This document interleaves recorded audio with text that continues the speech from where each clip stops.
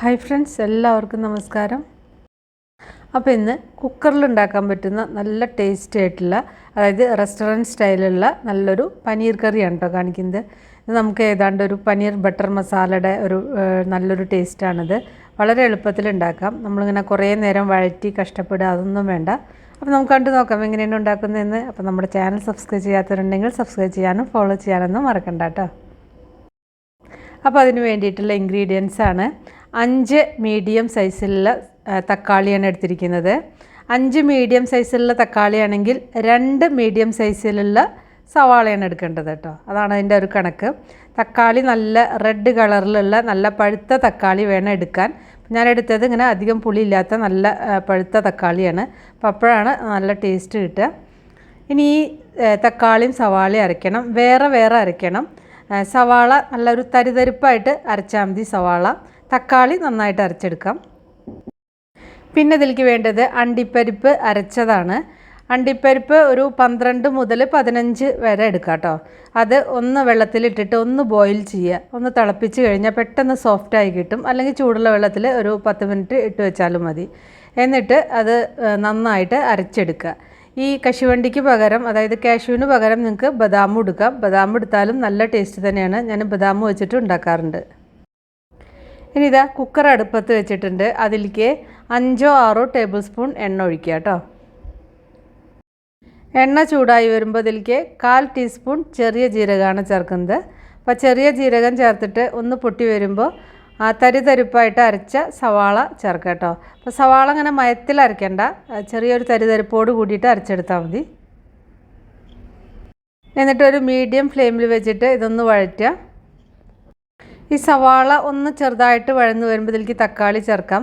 കുറേ നേരിട്ടിട്ട് സവാള വഴറ്റേണ്ട ആവശ്യമില്ല. ഒന്ന് ആ കളറൊന്നും ചേഞ്ച് ആയിട്ട് വരില്ലേ, അത്രയും വഴറ്റിയാൽ മതി.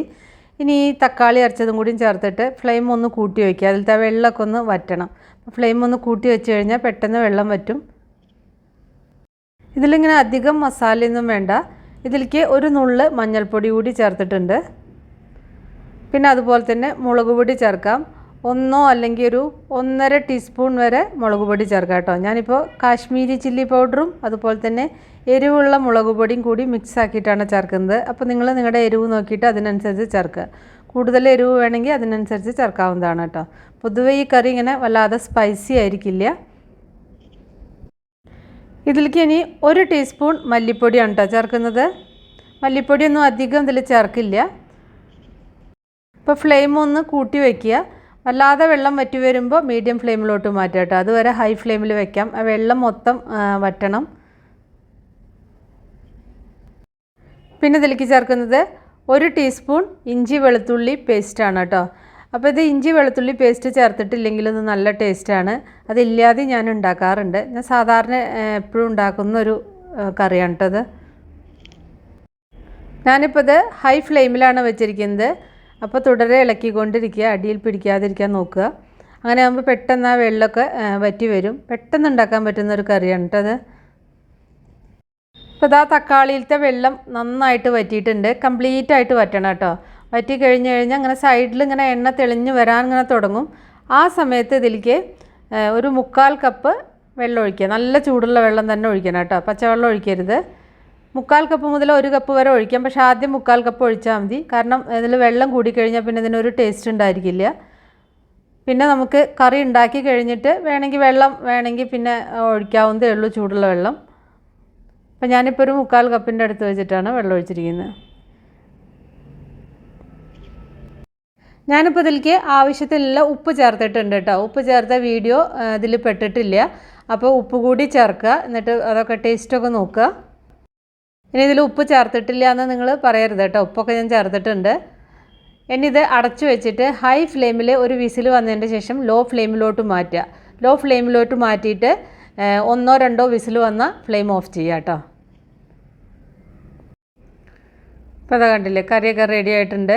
ഇതിങ്ങനെ ചെയ്യുമ്പോൾ, പ്രഷർ കുക്ക് ചെയ്യുമ്പോൾ ഇത് നമ്മൾ വഴറ്റി കഴിഞ്ഞാലും അതിനൊരു ചെറിയൊരു പച്ചച്ചുവ ഉണ്ടായിരിക്കും. അതൊക്കെ മാറിയിട്ട് നന്നായിട്ട് മീതെ ഇങ്ങനെ ആ ഉള്ളിലുള്ള എണ്ണ മുഴുവൻ പുറത്തേക്ക് ഇങ്ങനെ നന്നായിട്ട് തെളിഞ്ഞ് വരും. അപ്പോൾ ഞാൻ കുറച്ചും കൂടി ഉപ്പ് ചേർക്കുന്നുണ്ട്. അപ്പോൾ ഉപ്പും കൂടിയും ചേർക്കുക.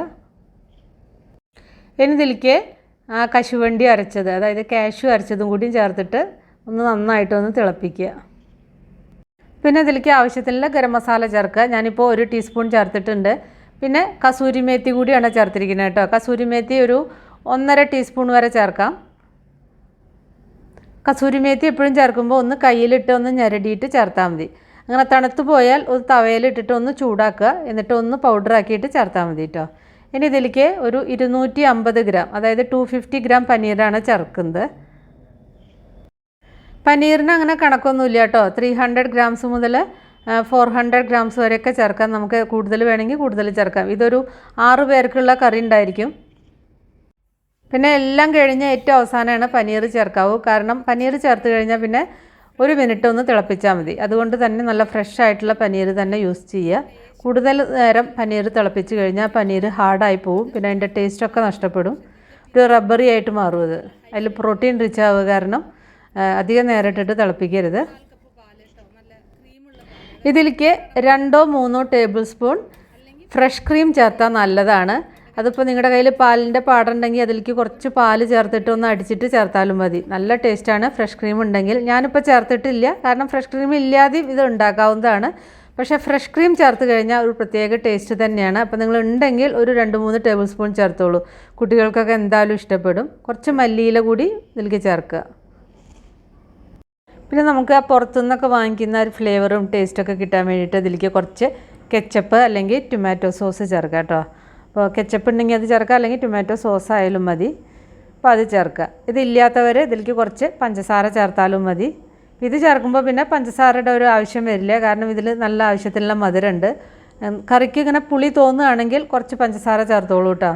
അപ്പോൾ പുളിയുള്ള തക്കാളിയൊക്കെ ആണെങ്കിൽ പഞ്ചസാര ചേർക്കേണ്ടി വരും. ഇതിനെപ്പോഴും ഇങ്ങനെ നല്ല പഴുത്ത തക്കാളിയാണ് ടേസ്റ്റ് ഉണ്ടായിരിക്കുക. ആ ടൊമാറ്റോ കെച്ചപ്പും കൂടിയും ചേർത്തിട്ട് നന്നായിട്ടൊന്ന് മിക്സ് ചെയ്തിട്ടുണ്ട്. ഞാനിപ്പോൾ 1 ടേബിൾ സ്പൂൺ നിറച്ചും ചേർത്തിട്ടുണ്ട് കേട്ടോ. കൂടുതൽ വേണമെങ്കിൽ ഒരു ലേശം 1 ടീസ്പൂണൊക്കെ വേണമെങ്കിൽ കൂടുതൽ ചേർക്കാം. പിന്നെ അവസാനം ഇതിലേക്ക് 1 പീസ് ബട്ടർ ചേർക്കുക. അപ്പോൾ ബട്ടറൊക്കെ ഓപ്ഷനിലാണ്, നിങ്ങൾക്ക് വേണമെങ്കിൽ മാത്രം ചേർത്താൽ മതി. ഇതൊക്കെ ചേർക്കുമ്പോൾ നല്ല ടേസ്റ്റാണ്. അപ്പോൾ ഫ്രഷ് ക്രീം ഉണ്ടെങ്കിൽ എന്തായാലും ചേർത്തോളൂ കേട്ടോ. അപ്പോൾ നല്ല സ്വാദിഷ്ടമായിട്ടുള്ള പനീർ കറി റെഡിയായി. അപ്പോൾ നിങ്ങളെല്ലാവരും ഉണ്ടാക്കി നോക്കുക, എന്നിട്ട് ഫീഡ്ബാക്കൊക്കെ അറിയിക്കുക. ഇഷ്ടപ്പെട്ട ലൈക്ക് ചെയ്യാനും ഷെയർ ചെയ്യാനും കമൻറ്റ് ചെയ്യാനും മറക്കണ്ട. അപ്പോൾ നമുക്ക് വേറെ ഈസി റെസിപ്പി വീണ്ടും കാണാം. താങ്ക്